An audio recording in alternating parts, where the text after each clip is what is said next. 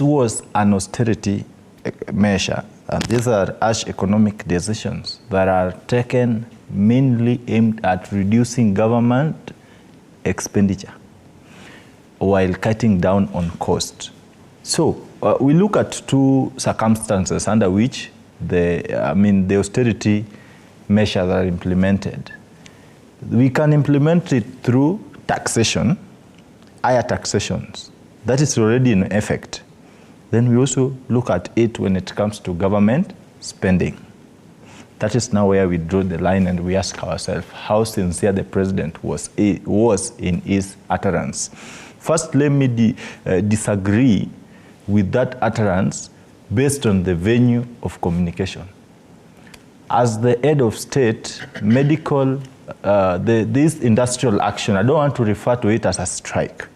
Pursuant to the provisions of the labor laws, this is an industrial action. So the industrial action that is being executed by the medics or medical practitioner, if it's a matter of national interest, as of today, it is a crisis. Over 500 people have died in the hospital since the doctors started striking almost 1 month today.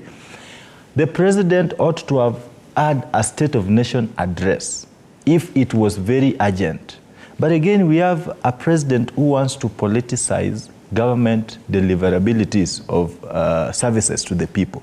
You don't address striking nurses or doctors in a church. Why don't you summon the leadership of the KMPDU? Because what we are discussing today, it's not an event, it is a process. Remember, doctors issued 19 consecutive strike notices. As a functional regime, they ought not to have waited until the doctors executed the strike. They would have summoned the doctors before that strike took effect. Now the president addresses professionals. You know, these are people who are patient enough. These guys went to class, sat for over 5 years, some 6 years. Some are still even proceeding with their education. They are human enough, they can understand. But you can't tell them to live within their means when putting on a watch worth 10 million.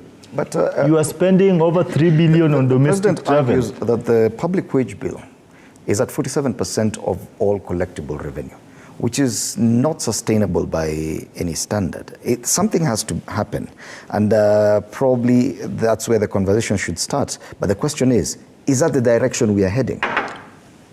The president may be economically right, but I poked holes on these so-called austerity measures, that it must accompany two things: taxation, reduced borrowing, and reduced spending.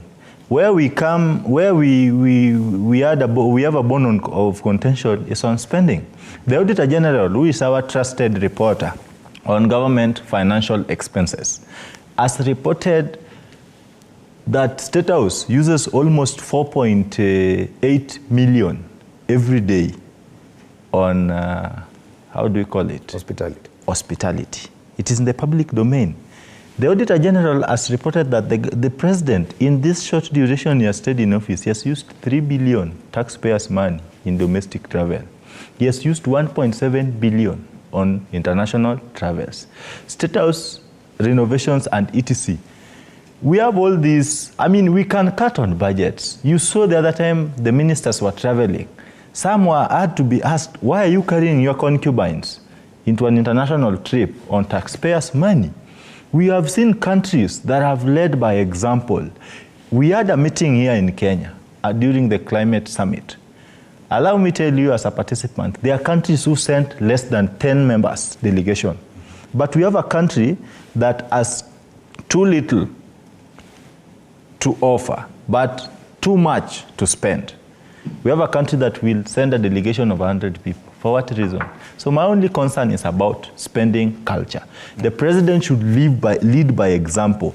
It is not an austerity measure to deny a professional their rightful employment right to fair pay. This collective bargaining agreement was signed in 2017.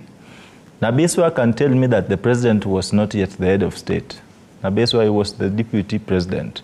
And for that effect, in fact, the media will report it Ruto lie, haunting the president today, it was a collective responsibility of a government. Our government never expires. Okay. Government has got state departments headed by professional secretaries. We have permanent secretaries, secretaries also in place.